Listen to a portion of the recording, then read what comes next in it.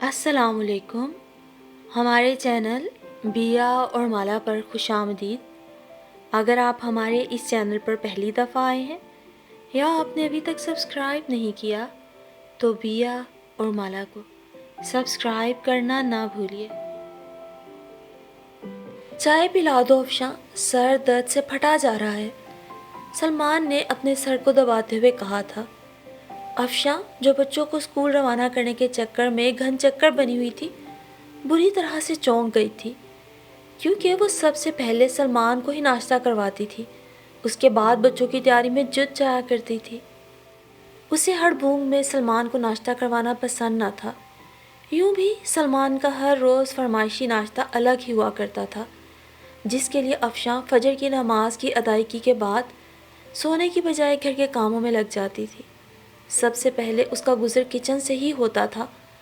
رات کو سونے سے قبل سارا بکھراوا سمیٹنا اس کی پختہ عادت تھی، اس لیے وہ صاف ستھرے کچن میں قدم رکھتی تھی اور ناشتے کی تیاری میں لگ جایا کرتی تھی۔ اس نے جلدی جلدی سلمان کو چائے کا کپ لا کر تھمایا تھا۔ سنو، آج بلقیس آپا آ رہی ہیں، کچھ اچھا سا کھانا بنا لینا، میں بچوں کو اسکول چھوڑ کر سارا سامان لیتا ہوا آؤں گا۔ سلمان نے حتمی انداز میں چائے کا کپ لیتے ہوئے کہا تو وہ اسے دیکھ کر رہ گئی۔ کیا آپ آج آفس نہیں جائیں گے؟ تحیر زدہ انداز تھا اس کا، کیونکہ سلمان کبھی بھی آفس سے چھٹی نہیں کیا کرتا تھا۔ معمولی خرابی طبیعت کو تو وہ خاطر میں ہی نہیں لاتا تھا، کام میں ان کا خوب دل لگتا تھا۔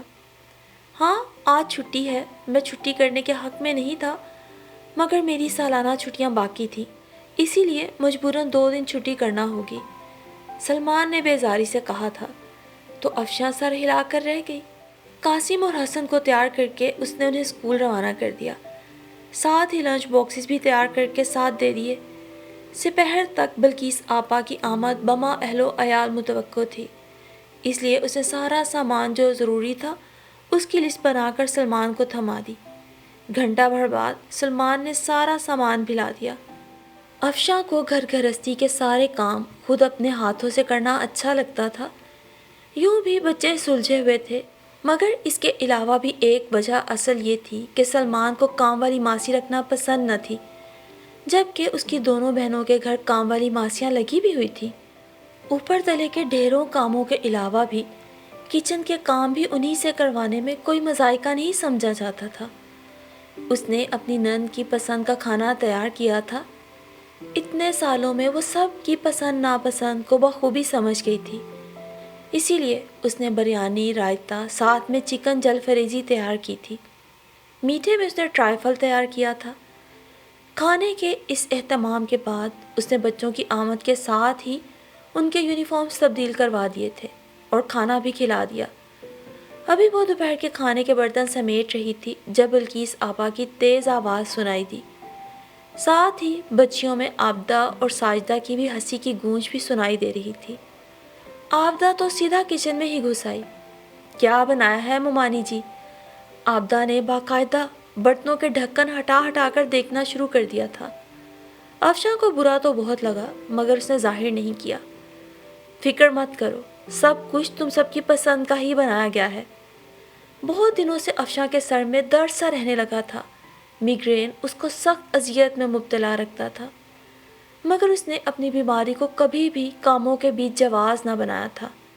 وہ اسی طرح تند دہی سے کاموں میں جتی رہتی تھی۔ اس نے باہر آ کر بلقیس آپا سے سلام دعا کی اور حال احوال دریافت کیا۔ شام کی چائے بھی اس نے مع لوازمات تیار کی اور باتوں میں بھی سب کا ساتھ دیا تھا، مبادا اس کی خاموشی کو جواز بنا کر کوئی ہنگامہ آرائی نہ ہو جائے۔ اسی طرح رات کا کھانا اسے سب کو پیش کیا۔ سب نے کھانا بے حد سیر ہو کر تناول کیا اور ساتھ ہی اس کے ہاتھوں کے ذائقے کی جی کھول کر تعریف کی۔ رات کو عابدہ اور ساجدہ لوڈو کی فرمائش کرنے لگی۔ اتنے سارے کاموں کے درمیان وہ قاسم اور حسن کو ہوم ورک کروا ہی نہ پائی تھی۔ ہوم ورک تو دور کی بات تھی، اس نے تو بچوں کی ڈائری بھی چیک نہیں کی تھی، اور اب اس نے سوچا تھا کہ سونے سے پہلے وہ ایک سرسری نگاہ ان کی ڈائری پر ڈال کر ان کا سارا کام کروا دے، تاکہ ان کو کام نہ کرنے کی وجہ سے ڈانٹ یا سزا کا سامنا نہ کرنا پڑے۔ اب عین اس وقت لوڈو کی فرمائش کر دی گئی تھی۔ اس نے گہری سانس لی۔ آپ سب کھیلو، مجھے بچوں کو ہوم ورک کروانا ہے۔ ساجدہ جو قاسم کا ہاتھ تھامے بیٹھی تھی، اس بات پر اس نے منہ بنا لیا تھا۔ یہ کیا بات ہوئی؟ ہم کیا یہاں اکیلے لوڈو کھیلنے آئے ہیں؟ آپ سب اگر چلے گئے تو کیا خاک مزہ آئے گا؟ ہم ہرائیں گے کسے؟ آبدہ بھی بولی تھی۔ واہ رے، ہرانے کے لیے وہی لوگ درکار تھے۔ اس نے جی میں فقط سوچا تھا، کہا تو اس کا لہجہ بالکل ہموار سا تھا۔ بچوں نے اپنا ہوم ورک نہیں کیا ابھی تک، ان کا ہوم ورک نہیں ہوا تو اسکول میں ڈانٹ پڑے گی۔ اس کی تعویل کو بلقیس آپا نے جو اوپر تخت پر استراحت فرما رہی تھی اور سامنے بیٹھے ہوئے سلمان سے ہر طرح کے حالات سے مکمل آگاہی کے لیے باز پرس کر رہی تھی، مگر اس کے ساتھ جیسے ان کی مکمل حسیات ان کی طرف بھی لگی ہوئی تھی اور کسی ایسے ہی نازک موقع کی تلاش میں تھی۔ ان کی عادت تھی، وہ کیے کرائے پہ پانی پھیرنے میں طاق تھی۔ ارے بھائی، کون سا قیامت آ جائے گی اگر بچے ایک دن اسکول نہیں جائیں گے؟ ہم جب بھی آتے ہیں بچوں کی پڑھائی کا ہی بہانہ بنا کر تم ان کو ہم سے دور کرنے کا جواز تراشنے لگتی ہو۔ میں تو چپ رہ جاتی ہوں۔ بہرحال یہ بچیاں ہیں، وہ کس سے کھیلیں؟ بلقیس آپا نے بڑی معصوم سی صورت بنا کر گہری نگاہ آخر میں اپنے بھائی کی طرف ڈالی تھی، جو ملامتی نگاہوں سے اس وقت افشاں کو دیکھ رہا تھا۔ بچے کل اسکول نہیں جائیں گے کیونکہ بلقیس آپا آئی ہوئی ہیں، اور پھر جب تک یہ ہیں بچے اسکول نہیں جائیں گے، سلمان نے حتمی انداز میں کہا تھا۔ مگر اس طرح کیسے؟ وہ مسلسل چھٹیاں کر سکتے ہیں، اب ان کے فائنل ایگزامز ہونے والے ہیں، اور آپا تو ہر دوسرے ہفتے آتی ہی ہیں، تو کیا ہر دوسرے ہفتے بچے اتنی چھٹیاں کرتے رہیں گے؟ بالآخر افشاں کے لہجے میں بھی تلخی سی گھل گئی تھی۔ صبر، برداشت اور حوصلہ اس کی ذات پہ ختم تھا، مگر یہاں بات اس کے بچوں کی تھی۔ دیکھ لو کیسے جتایا جا رہا ہے باتوں ہی باتوں میں کہ ہم ہر دوسرے دن یہاں آن ٹپکتے ہیں۔ دیکھ لو تمہاری بیوی کی چلتی ہوئی زبان، بلقیس آپا نے شکوہ کرتے ہوئے کہا۔ سلمان کا تو خون ہی کھول اٹھا۔ ارے ایک دن چھٹی سے تمہارے بچے فیل نہیں ہو جائیں گے؟ کون سا پی ایچ ڈی کر رہے ہیں؟ کہہ دیا سو کہہ دیا، کل بچے اسکول نہیں جائیں گے، اور تم آپا سے ابھی معافی مانگو۔ سلمان کا لہجہ تلخ سا ہونے لگا اور آنکھیں شعلے اگلنے لگی۔ میرا مطلب وہ نہیں تھا جو آپ سمجھ رہی ہیں، میں نے صرف بچوں کی تعلیم کے حوالے سے کہنا چاہا تھا۔ وہ انگلیاں چٹکھاتے ہوئے بے بسی سے بولی۔ اب ہمیں نہ جتلاؤ کہ تم بہت پڑھی لکھی ہو، جاہل تو ہم ہیں بھائی۔ اب کیا ہمیں تمہاری اعلیٰ تعلیم کے طعنے بھی سننے کو ملیں گے؟ وہ ان سے جیت نہیں سکتی تھی، اسی لیے خاموشی میں آفت جانی۔ 2 دن آپا اور بچیاں وہیں رہیں اور اس نے ہر طرح ان کی خدمت کی، مگر اس کی طرح طرح کی خدمت مدارت کو آپا اپنا حق سمجھ کر وصول کیا کرتی تھی۔ ان کے جانے کے بعد زندگی اپنے معمول پر آ گئی تھی، وہی معمول کے مطابق صبح و شام تھی۔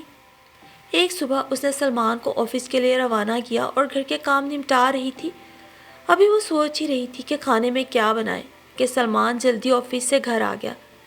اس کو یوں اچانک دیکھ کر وہ حیران رہ گئی، قبل اس کے کہ وہ ان کی اس قدر جلد آمد کی وجہ دریافت کرتی، اس کا چہرہ دیکھ کر ہی حیران رہ گئی تھی۔ شاید بخار کی تپش سے اس کا چہرہ سرخ ہو رہا تھا اور طبیعت کی ناسازی اس کے چہرے سے ہی عیاں تھی۔ وہ فوراً ہی جا کر بستر پر لیٹ گیا تھا اور آنکھیں موند لی تھی۔ افشاں نے آگے بڑھ کر اس کا ماتھا چھوا تو اپنا ہاتھ جلتا ہوا محسوس ہوا۔ وہ گھبرا گئی تھی، جلدی سے کٹورے میں پانی اور کپڑے کی پٹیاں لے کر آئی اور ٹھنڈے پانی کی پٹیاں کرنے لگی تھی۔ آدھے گھنٹے تک سلمان کا بخار نارمل ہو چکا تھا۔ سلمان نے ذرا کی ذرا آنکھیں کھول کر اس کی جانب دیکھا۔ آپ کچھ کھائیں گے؟ میں آپ کے لیے کچھ بنا کر لاتی ہوں۔ اس نے تو ابھی تک بچوں کے لیے دوپہر کا کھانا بھی تیار نہیں کیا تھا۔ وقت اتنا ہو چکا تھا، کسی وقت بھی بچے آنے والے تھے، سو اس نے جلدی سے بچوں کے لیے فرینچ فرائز اور سلمان کے لیے سوپ تیار کیا۔ اسے محسوس ہو رہا تھا کہ بخار کی وجہ سے سلمان کو نقاہت محسوس ہو رہی ہوگی، کیونکہ صبح بھی سلمان نے فقط ایک سلائس ہی لیا تھا۔ سو اس نے سوپ بنایا اور ٹرے میں رکھ کر لے آئی۔ سلمان نے سعادت مندی سے اس کی بات مان لی تھی، مگر شام تک اسے دوبارہ بخار ہو گیا۔ بچے اونچی آواز میں باتیں کرتے کھیل رہے تھے جب سلمان نے چیخ کر کہا، باپ بیمار ہے اور تم لوگوں کے ہنسی مذاق ہی ختم ہونے میں نہیں آ رہے۔ افشاں صورتحال کو بھانپ کر بچوں کے پاس آئی اور بچوں کو کمرے سے باہر بھیج دیا۔ سلمان کی طبیعت کے خیال سے اس نے سر شام ہی بچوں کو سلا دیا تھا۔ بچے بھی کھا پی کر سو گئے، مگر سلمان کی بیماری میں اسے سخت بے چینی کی وجہ سے نیند بھی نہیں آ رہی تھی۔ افشاں اس کے لیے قہوہ بنا لائی تھی۔ اس کے بعد ہولے ہولے اس کا سر دباتی رہی، پھر ٹانگیں دباتی رہی۔ سلمان کو اس کے دبانے سے قرار سا مل رہا تھا، اس لیے وہ سکون ملتے ہی سو گیا۔ اگلی صبح سلمان کی طبیعت خاصی بہتر تھی، لیکن شام تک دوبارہ تیز بخار ہو گیا۔ افشاں اس کی تیمارداری میں جت گئی۔ سلمان دیکھ رہا تھا کہ افشاں اس کا کس قدر خیال کر رہی ہے۔ اس کا تیکھا اور بیزار کن رویہ بھی سہولت سے سہ رہی ہے۔ ہر 2 گھنٹے کے بعد اس کے لیے کبھی قہوہ، کبھی جوشاندہ، کبھی چائے لا رہی ہے، سوپ بنا رہی ہے، پرہیزی کھانا تیار کر رہی ہے، کبھی سر تو کبھی اس کی ٹانگیں دبا رہی ہے۔ افشاں کی تیمارداری اور دیکھ بھال سے سلمان جلد ہی ٹھیک ہو گیا تھا۔ وہ ویکنڈ تھا جب اچانک ہی افشاں کے سر میں شدید درد اٹھا تھا۔ اس نے پہلے تو برداشت کیا اور حسب معمول گھریلو امور انجام دیتی رہی، مگر جب درد شدت اختیار کر گیا تو صوفے پر ڈھیر ہو گئی۔ کھانا وہ تیار کر چکی تھی، گھر بھی صاف ستھرا تھا۔ شام کو سلمان کے آفس سے واپسی کے بعد صرف روٹیاں بنانی تھی یا چائے بنانا تھی۔ سب کچھ ہو چکا تھا، سارے کام ہو چکے تھے۔ پریشانی کی بات نہ تھی، مگر اب اس میں اتنی بھی ہمت نہ رہی تھی کہ اس طرح اوپر تلے کے کام بھی کر پاتی۔ اس کو اپنی حالت پر شدید رونا آ رہا تھا۔ کیا ہوا امی؟ چھوٹا حسن اس کو صوفے پر لیٹے دیکھ کر پوچھ رہا تھا۔ کچھ نہیں بیٹا، آپ جاؤ کھیلو۔ حسن چند ساتھ کے لیے کھڑا رہا اور اس کے بعد قاسم کے پکارنے پر دوبارہ باہر کھیل کود میں لگ گیا۔ جس وقت سلمان گھر لوٹا اس وقت بھی وہ ایسی کیفیت میں تھی، درد کی شدت سے ٹیسیں اٹھ رہی تھی جو کبھی کبھی تو ناقابل برداشت ہو جاتی تھی۔ اس کو اس طرح سے لیٹا دیکھ کر ہی سلمان کا موڈ خراب ہو گیا۔ کیا بات ہے، اس طرح منہ بنا کر کیوں پڑی ہوئی ہو؟ 1000 مرتبہ کہا ہے کہ میری آمد پر یوں بسورے ہوئے منہ کے ساتھ نہ دکھائی دیا کرو۔ سلمان نے اسے بے بھاؤ کی سنانا شروع کر دی تھی۔ وہ بمشکل صوفے کو تھامے سیدھی ہو کر بیٹھ گئی۔ سلمان، ایسی کوئی بات نہیں ہے، دراصل میری طبیعت بہت خراب ہے، سر میں بہت دنوں سے درد تھا، بتایا تھا نا میں نے آپ کو۔ اس نے مرے مرے لہجے میں وضاحت پیش کی، جسے سلمان نے در ہوئے اعتنا نہ سمجھا اور سخت لہجے میں بولا، اب تم یہ کہو گی کہ ہسپتال لے چلو، جب تک ہزاروں روپے تمہاری اس بیماری اور علاج معالجے کی نظر نہیں ہو جائیں گے اور طرح طرح کے ڈاکٹروں سے تم اپنی تشخیص نہیں کر لو گی، تمہیں تسلی نہیں ہوگی۔ بس روپیہ برباد کرنا ہے، سر درد ہی تو ہے، کوئی گولی کھا لو۔ سلمان ذرا بھی لحاظ برتنے کو تیار نہ تھا۔ وہ اپنے آنسوؤں کو پی کر اٹھ کر کھڑی ہو گئی۔ درد جو سر میں تھا وہ تو شاید پھر بھی قابل برداشت تھا، مگر اپنے ہی جیون ساتھی کی اس وقت بے تنائی سہنا مزید ناقابل برداشت عمل تھا۔ یہ اذیت و درد اس کے رگ و پے میں سرایت کرتا چلا جا رہا تھا۔ اس نے حسب معمول خاموشی سے چولہے پر پانی چڑھایا، چائے بنائی اور سلمان کو پیش کی۔ سلمان نے بھی اس کی سوجی ہوئی آنکھوں اور مزمل وجود کو چور نگاہوں سے دیکھا تھا۔ وہ اس کی بیماری کو خاطر میں نہیں لانا چاہتا تھا، مبادا وہ شے پا کر اس کے سر پہ ہی چڑھ جائے۔ رات کو افشاں نے ہمت کر کے سلمان سے کہہ دیا تھا، سالن تو بنا ہوا ہے، پلیز روٹیاں بازار سے لے آئیں۔ بس افشاں کے کہنے کی دیر تھی، سلمان تو جیسے ہتھے سے اکھڑ گیا۔ نہیں بنا سکتی، نہ بناؤ، میں بھوکا ہی سو جاؤں گا، مجھ سے یہ چونچلے نہیں برداشت ہوتے۔ پہلے آفس سے تھک ہار کے گھر لوٹو اور اس کے بعد تمہاری چاکری شروع کر دوں، اور تم مجھے بازاروں میں بھگاتی پھرو۔ سلمان اس کی رگ رگ سے واقف تھا۔ وہ خود تو بھوکی سو سکتی تھی، مگر اپنے بچوں اور شوہر کو بھوکا نہیں سلا سکتی تھی، اور ایسا ہی ہوا تھا۔ افشاں نے رات کے لیے آٹا گوندھ کر روٹیاں پکا لی تھیں۔ خود اس کا کچھ بھی کھانے کو جی نہیں چاہ رہا تھا۔ درد کی وجہ سے اب اس کو بخار بھی ہو چکا تھا۔ مزید ہمت نہ تھی، اس لیے اپنے وجود کو گھسیٹتے ہوئے وہ سیدھا بیڈ روم میں آ گئی تھی، مگر خالی پیٹ اور سر درد کی وجہ سے نیند کہاں نصیب ہوتی۔ مزید برآں اسے بخار نے بھی اپنی لپیٹ میں لے لیا تھا۔ کھانے سے فراغت اور رات کی خبروں کے بعد سلمان کی کمرے میں واپسی ہوئی تھی۔ اس نے ایک سرسری سی اچٹتی نگاہ بیڈ پر چت لیٹی افشاں پر ڈالی، جو اپنے ہاتھوں سے ہی اپنے سر کو دبانے کی ناکام کوشش کر رہی تھی۔ سلمان نے ایک بیزار کن نگاہ ڈال کر نگاہ پلٹا لی اور دوسری جانب بیڈ پر سونے کی نیت سے لیٹ گیا تھا، مگر کروٹیں بدلتی اور کراہتی ہوئی افشاں کی وجہ سے اس کی نیند مسلسل ڈسٹرب ہو رہی تھی۔ کیا مصیبت ہے، تمہارے تو مزے ہیں، گھر پر ہوتی ہو، آرام سے سوتی رہتی ہو، مجھے صبح جلدی اٹھ کے آفس جانا ہے، اب ذرا کروٹیں بدلنی کم کرو تاکہ میں سو سکوں۔ سلمان نے غصے سے کہا تو وہ جہاں کی تہاں رہ گئی۔ باقی رات دل میں درد کے ریلے اٹھتے رہے، بخار کی شدت میں اضافہ ہو چکا تھا اور وہ نیم غشی کی کیفیت میں تھی۔ صبح اس کی آنکھ بھی نہ کھل سکی، جس کی وجہ سے بچے اسکول سے لیٹ ہو چکے تھے، خود سلمان بھی آفس سے لیٹ تھا۔ بہت بار آواز دینے پر بھی جب اس نے آنکھ نہ کھولی تو سلمان نے لپک کر اس کا ماتھا چھوا تھا، جو انگارہ بنا ہوا تھا۔ دل میں کچھ پریشانی نے سر اٹھایا، جس سے اس نے یہ سوچ کر دبا دیا تھا، ذرا سا بخار ہی تو ہے، خود ہی ٹھیک ہو جائے گا۔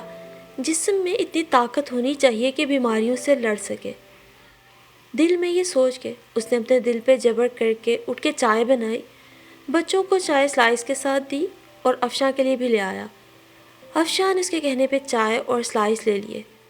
اگر رات کو اکڑ نہ دکھاتی، کچھ کھا کر دوا کھا لیتی تو یہ حالت نہ ہوتی۔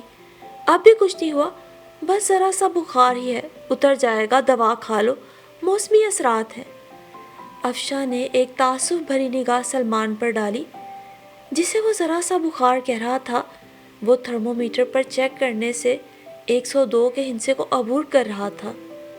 افشاں نے دکھ سے سوچا تھا کہ ابھی پچھلے ہفتے جب سلمان بخار میں تھے تو اس نے کس طرح ان کی تیمارداری کی تھی، ان کی خدمت گزاری میں کسی طرح کی کوئی کسر نہ چھوڑی تھی، اور اب آج جب وہ بیمار تھی تو اس کے شوہر کو اس کا بخار ذرا سا موسمی سا ہی تو لگ رہا تھا اور اس کی بیماری کو محض ڈھکوسلا کہہ رہے تھے۔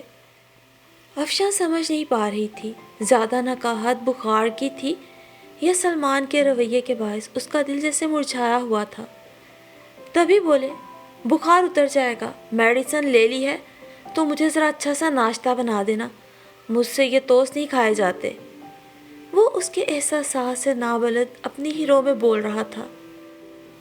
وہ محض ایک لمحہ تھا جب افشاں نے جان لیا تھا کہ ساری بات خون کے رشتوں کی اور احساس کی ہوا کرتی ہے، اور ہر رشتے کی اساس احساس اور پرواہ ہوتی ہے، اور چونکہ ان مردوں کا اپنی بیویوں کے ساتھ کوئی خونی رشتہ نہیں ہوتا، اسی لیے تمام عمر ان کی تکلیفوں کو، ان کے دکھوں کو ڈرامہ اور ڈھکوسلا ہی کہتے ہیں۔ وہ سوچنے لگی، ہوتے ہوں گے لوگوں کے احساس محبت کرنے والے جیون ساتھی، مگر اس نے تو اپنی زندگی کے ساتھی کو اپنے معاملے میں کٹھور، پریکٹیکل اور بے حس ہی پایا تھا۔ 2 گھنٹے بعد جب اس کا بخار ذرا سا ہلکا ہوا تو اس نے دوبارہ کاموں کے لیے کمر کس لی تھی۔ کام کرنے کے دوران بھی وہ سوچ رہی تھی کہ بیماری تو آنی جانی چیز ہے، مگر بیوی کی یا کسی بھی انسان کی بیماری، تکلیف یا دکھ پر کسی کے پیار محبت کے 2 بول وہ مرہم ثابت ہوتے ہیں جو سدا دل کو خوشکن احساس بخشتے ہیں، اور خاص کر اگر پیار محبت کے یہ 2 بول بولنے والا اپنا شوہر ہو تو کیا ہی کہنے۔ تبھی تو اس کا یقین اس سوچ پہ پختہ ہو گیا تھا کہ آج کی ہر دوسری عورت کی یہی کہانی ہے کہ اس کا شوہر دنیا کی ہر عورت کا درد محسوس کرتا ہے، مگر جہاں بات اس کی اپنی بیوی کی ہو وہاں وہ وہی ایک روایتی اور بے حس انسان بن جاتا ہے۔